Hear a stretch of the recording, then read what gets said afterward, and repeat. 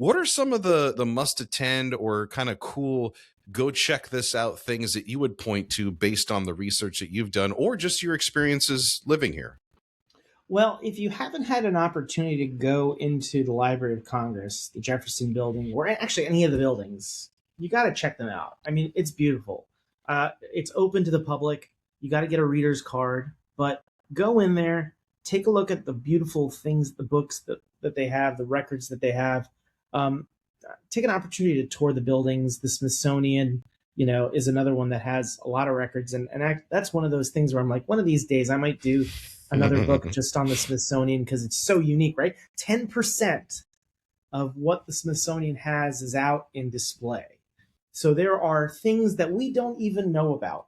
There are in boxes that have yet to see the light of day. And so that to me, as a researcher, I'm always interested in.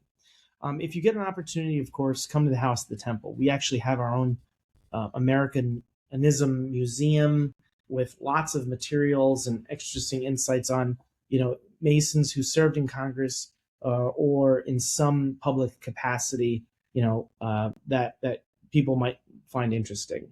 If you are fortunate enough, like me, to get a very nice invitation, you may even attend a meeting in the building, in the Capitol. Naval Lodge number 4 has had the tradition of holding a session of their lodge, a special communication in the Capitol building. It is a very cool event.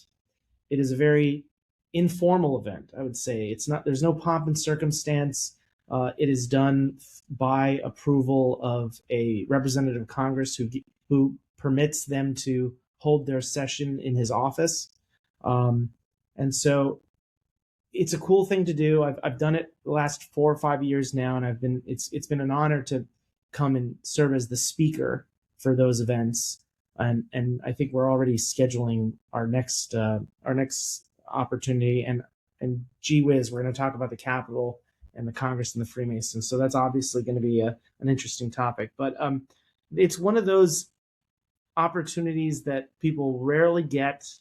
And if you can score a seat, I think you'd find that really interesting. Another one I'll just add I have to clarify, I'm not a member of Naval Lodge number 4.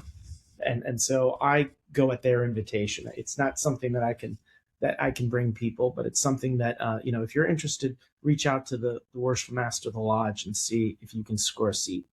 Yeah, that is a special one. One that is a little bit more, well, it's widely available, but you do need to go online ahead of time and get a ticket to get in. There's a little bit of a background check that'll be done as well, but they recently have reopened, well, not recently, but within the last couple of years, they've reopened the U.S. Capitol tours.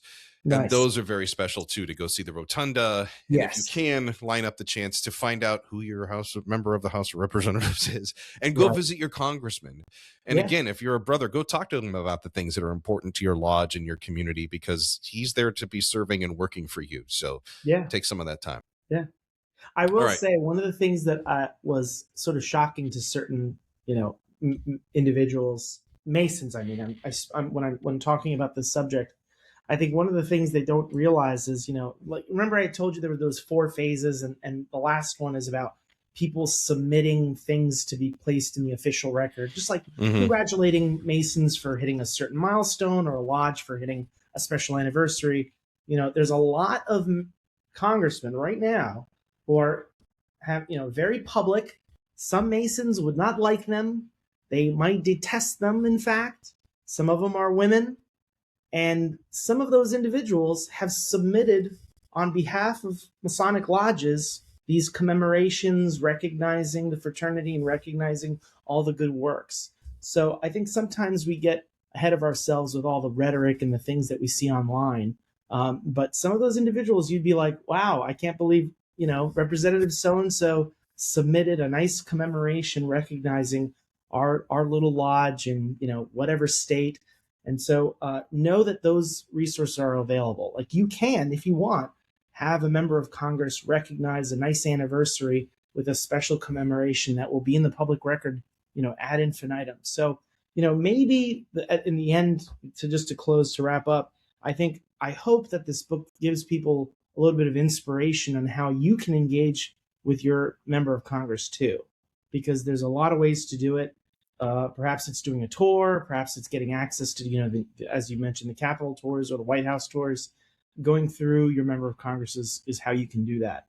And if you have a special celebration coming up, reach out to your member of Congress and see if they can get a nice, commemoration or an anniversary or something that they can do for you.